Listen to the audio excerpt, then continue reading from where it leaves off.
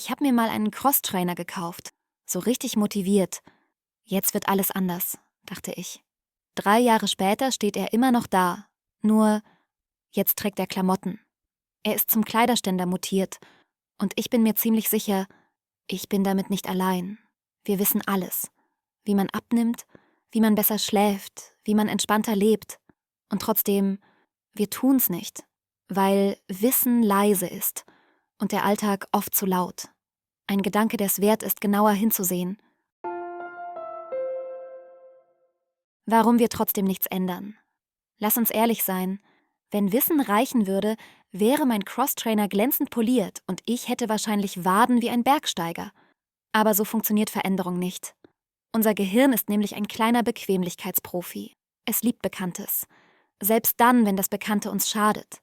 Das heißt, es ist nicht so, dass wir zu faul sind oder zu dumm, sondern unser Kopf spart Energie. Er denkt, das Alte kenne ich, da muss ich nicht so viel nachdenken. Und zack, hängt die Jogginghose wieder über dem Crosstrainer. Wie das Gehirn wirklich tickt. Unser Gehirn ist kein Lehrer, der sagt, du hast's verstanden, also mach's jetzt richtig. Es ist eher wie ein Gewohnheitstier mit Lieblingsstrecke. Wenn's die Wahl hat zwischen neu und anstrengend oder alt und bequem, nimmt es den Weg, den es schon kennt, auch wenn da ein Schlagloch ist. Das ist der Grund, warum du weißt, dass dein Handy vorm Schlafengehen schlecht für dich ist und du es trotzdem wieder in der Hand hast. Dein Kopf liebt Gewohnheit, weil er damit Energie spart. Jede neue Entscheidung kostet Kraft und dein Gehirn denkt, warum Energie verschwenden, wenn es auch ohne Nachdenken geht? Also bleibst du lieber beim Alten. Und jetzt kommt das Spannende. Unser Verhalten wird nicht vom Wissen gesteuert, sondern von Gefühlen und kleinen Belohnungen. Was Spaß macht, merkt sich dein Gehirn sofort. Was nur sinnvoll wäre, das übersieht es gern. Deshalb klickst du auf den nächsten lustigen Clip, obwohl du eigentlich schlafen wolltest.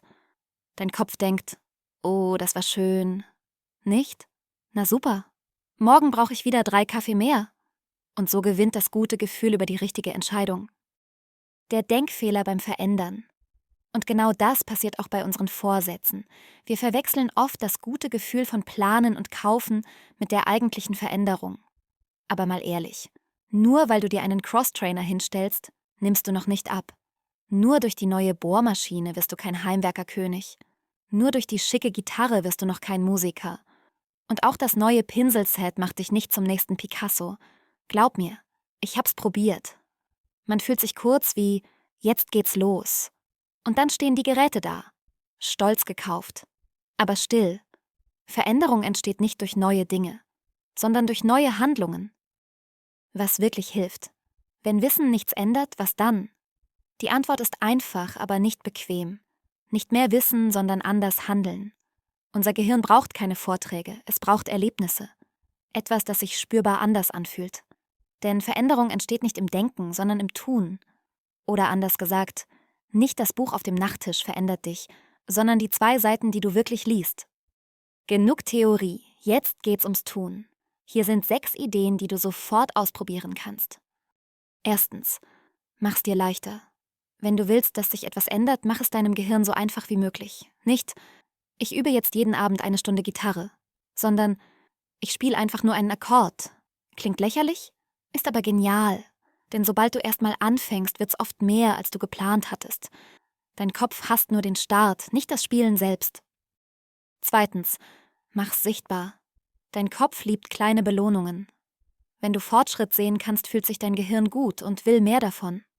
Also, hake es ab, male dir Striche, klebe Sterne an die Wand, ganz egal. Hauptsache sichtbar. Das ist kein Kindergarten, das ist Gehirntraining. Drittens, verändere deine Umgebung. Dein Wille ist stark, aber deine Umgebung ist stärker. Wenn das Handy neben dem Bett liegt, wirst du es benutzen. Wenn die Sportsachen im Schrank liegen, wirst du sie vergessen. Also, mach's andersrum. Handy in den Flur, Sportsachen vor die Tür, Buch aufs Kissen. Das ist kein Zufall, das ist Strategie. Viertens, belohn dich richtig. Nicht mit Schokolade, sondern mit guten Gefühlen. Sag dir bewusst, ich hab das gemacht. Ich hab's wirklich getan. Klingt banal, aber dein Gehirn merkt sich genau diesen kleinen Stolz und will ihn wiederhaben.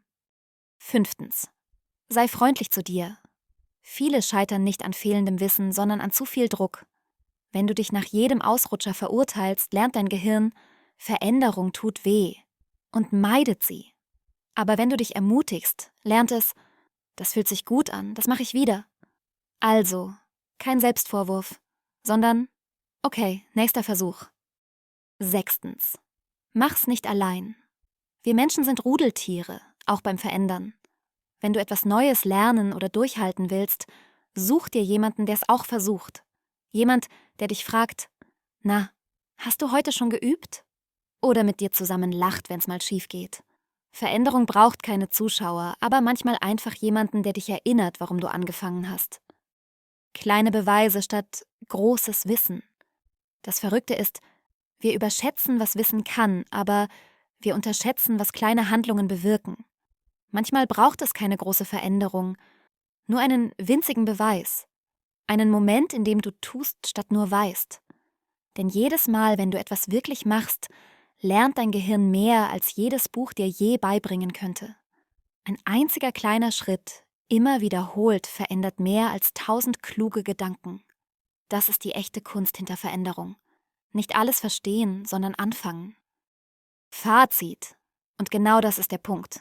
Du musst nicht das große Ganze schaffen. Ein kleiner Schritt reicht. 1% heute, ein bisschen mehr morgen. So wächst Veränderung, ohne dass du dich verlierst. Am Ende ist es ganz einfach. Wissen zeigt dir, wo der Weg lang geht. Aber gehen musst du selbst. Ein Buch kann dich inspirieren. Ein Video kann dich motivieren. Aber die Veränderung, die passiert erst, wenn du aufstehst. Nicht beim Planen, nicht beim Nachdenken, sondern beim Tun. Und das Schöne ist, jeder Anfang darf klein sein.